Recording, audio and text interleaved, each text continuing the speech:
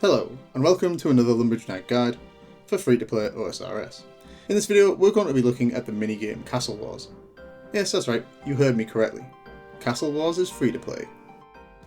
Castle Wars is simply OSRS's version of Capture the Flag. Saradomin versus Zamorak, blue versus red. Each team holds an identical castle and needs to capture the enemy's flag, while protecting their own. This is a classic minigame dating back to 2004, and in 2017 it was finally made available to free-to-play players. Hazzah! Castle Wars offers free-to-play players a range of new items and armours to unlock. Most are just for the flex, but a 2020 update gave access to some melee boots equivalent to steel, Mith and Addy. Unfortunately, the mage and ranged gear is still members only. Ironmen should also take note of the kite shields on offer, and don't worry, all you hardcore Ironmen out there, you can breathe a sigh of relief, as this is a safe spot. The only ways free-to-play players can access Castle Wars is via the minigame teleport options in the menu or via the portal at Ferox Enclave. So navigate to this part in the menu, select Castle Wars, and Bob's Axes is your uncle. Quick note, you can use some of the other options to get around the map too. Clan Wars, for example, is basically a free teleport to Ferox.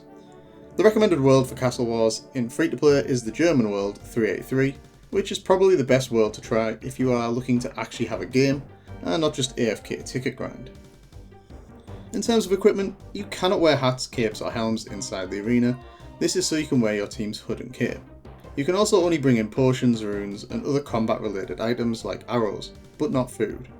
To be honest, I would probably save your potions too, as inside the arena you can collect Castle Wars brews, which are like super combat potions, so should be all you need potions wise. You can also grab bandages that heal 10% of your maximum HP, and you can use them on other players too.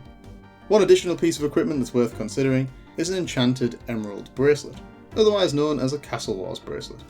This makes bandages heal twice as much, so 20% of your total HP, and makes you deal an additional 20% damage to anyone carrying the flag. The downside is it only has 3 charges, and each game uses a charge, so you'll need a new one every 3 games. There's also some additional equipment and items which we will go through based on their location/use in the next section. Let's start with the castles. Each consists of an outer wall with 2 doors. Bear in mind, if you exit through any of these and do not stop to shut them behind you, then the door will remain open. The 2 larger doors, if closed, need to be attacked and destroyed by the other team. They have 100 HP and are most susceptible to crush damage. If your door does get destroyed, you can use a toolkit to repair it. The smaller door must be picked with a thievery check. Alternatively, you can use a rope on the enemy battlements to climb up, but know that ropes are a one-way climb and cannot be used to exit. At the apex or corner of each castle is your team's catapult. To use the catapult, you just need to grab some rocks from inside your base, set some coordinates, and then hit fire.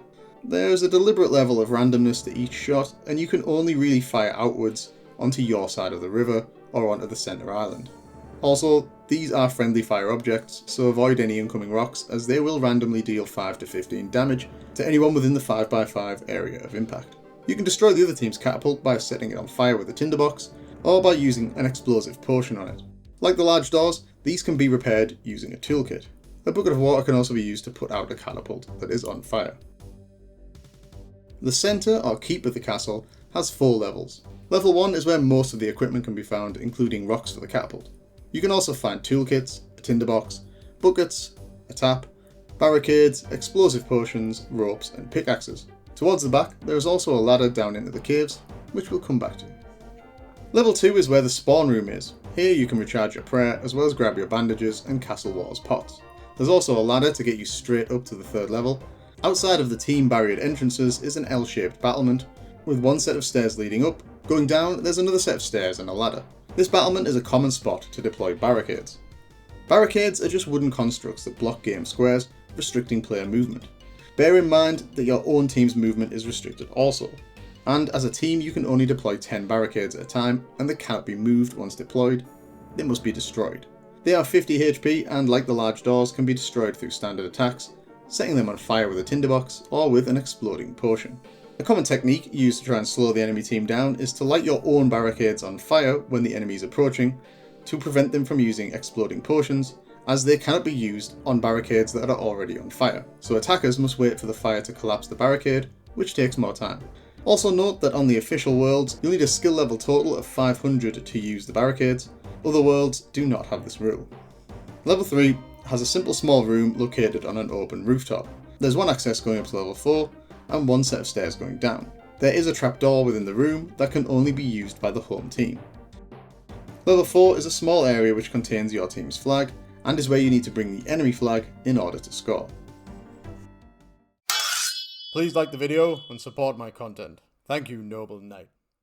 Beneath the map is a cave complex shaped in a rough figure of 8. At opposite ends is an access ladder from each team's castle, and from each ladder 2 passages lead into the centre. Here there are 2 ladders that lead up into the central fortifications. Where each tunnel meets with the central chamber, there is an area of rock that can be cleared to allow free movement or collapsed to block the path. You can use a pickaxe or an explosive potion to collapse the walls.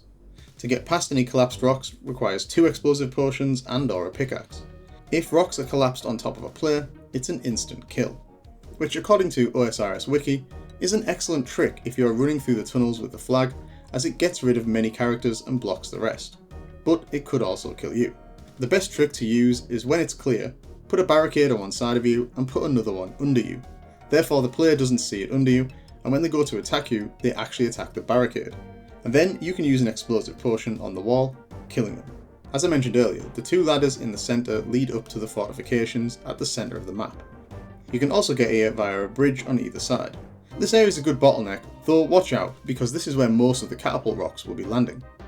Finally, in the northeast and southwest of the map, there are stepping stones that players can use to cross the river, thereby avoiding the catapult magnets and bottleneck at the centre of the map.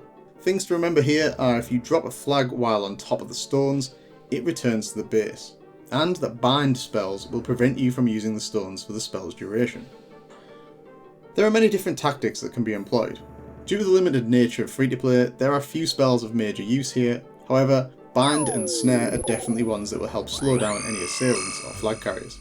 Personally, I recommend picking 2 of the combat classes, these being melee, magic and ranged, and bringing sets of gear for each, as well as runes to cast bind/snare a few times. This way you can adopt to most offensive and defensive situations. And that's really that. I don't want to get too deep into how to play, as that's really up to you. There are some traditional roles as per the OSRS Wiki page on screen now, so I recommend trying each of them out and seeing what you enjoy most. There's a bit more to members play, but I'll save that for another video. Unfortunately, see my discussion at the end of the video, you may struggle to find matches big enough to really see Castle Wars at its best. So I think the main tactic you will likely use/encounter is to simply find an empty world and then sit in consecutive matches to grind out reward tickets. The only fight being to avoid getting logged out for inactivity. The reward for playing Castle Wars is Castle Wars tickets. You get 3 for a victory where you don't lose your flag, 2 for a win in which both teams have scored, 2 for a scoreless draw, 1 for a draw in which both teams have scored, and 1 ticket if you lose. What can you spend said tickets on? Well, there's 3 sets of decorative armour equivalent to steel Mith and Addy. From a free-to-play perspective, as I mentioned earlier, the items of interest are the boots, as these are the best melee boots currently available in free-to-play. Ironmen may also be interested in the gold decorative shield, which is equal to Addy, though I'd instead recommend farming Obor to try and score a rune kite, the guide to which will be popping up on the screen now. The best boots, aka the gold decorative boots, cost a whopping 400 tickets, which will take you a minimum of 42 hours to earn, and outside of that, there's not much else of note. Unfortunately, the truth about Castle Wars is that not a lot of people are playing it in free-to-play, even during peak times on the specified world. Most of the time, what I found on normal worlds whilst playing to research the video was that you will come up against high-level accounts who will either just kill you for fun or simply ignore you as they wait for the round to finish to grind out the tickets. While on the official Castle Wars world, 383, there's literally 5-ish players per team. This made me sad, as I remember when Castle Wars was a top destination and games were a lot of fun. I don't know if guilds arrange their own matches, but I think this minigame needs a lot of love to make it fit for the modern game. For starters, I think they need to drop the round time down to 10-minute matches or the first team to score 3 to 5 flags wins. They also need to seriously revamp the rewards. 400 tickets translates to a minimum of 134 games, which is like 42 hours, and that gets you the equivalent of Addy boots. For the time investment, it just barely seems worth it, even in free-to-play. Like, yeah, if you have literally nothing else to do, fill your boots. I mean, get your boots. Why, thank you. but even for members, it just doesn't seem like there's anything worthwhile to play for, as for the time invested, you can get far better equipment, far easier.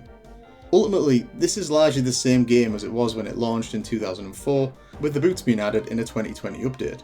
Don't get me wrong, they've made tweaks and improvements based on feedback and issues, but it needs a serious revamp and a rethink in my opinion. Some new maps, rewards and pacing improvements, possibly even changing the game to a bi-monthly or seasonal event to try and get enough players together and simultaneously making it worthwhile. Let me know what you think in the comments, as well as if you would like me to do a more specific discussion video on what changes would make Castle Wars better. And that brings us to the end of this video. I hope that this free-to-play Castle Wars guide / discussion was useful. Please leave a comment, as I'm keen to hear them, and all left for me to say is I've been the Lumbridge Knight, peace out, and thanks for watching.